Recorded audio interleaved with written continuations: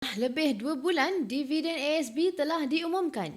Jangan ditarah, lebih baik tukarkan kepada emas supaya kekayaan kita semakin bertambah. Jadi, item emas apa yang sesuai untuk ditukarkan? Tengok video ini sampai habis, save dan share untuk rujukan pada masa yang akan datang. Pertama, bagi tuan-puan yang ada bajet bawah RM15,000, tuan-puan boleh campurkan beberapa keping emas kepada 1 dinar yang harganya sekitar RM2,000 lebih hari ini.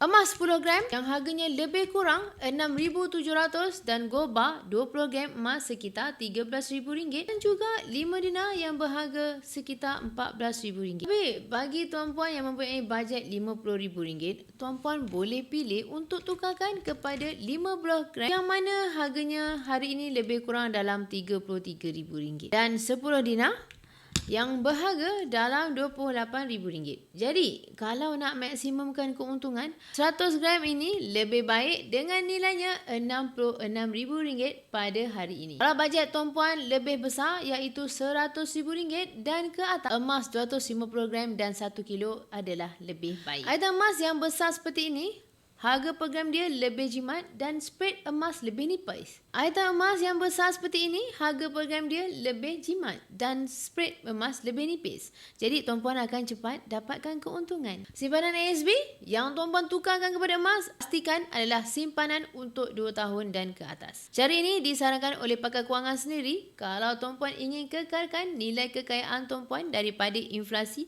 dan kejatuhan nilai ringgit kertas.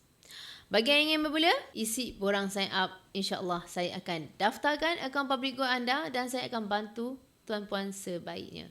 Emas, pasport kekayaan kita semua.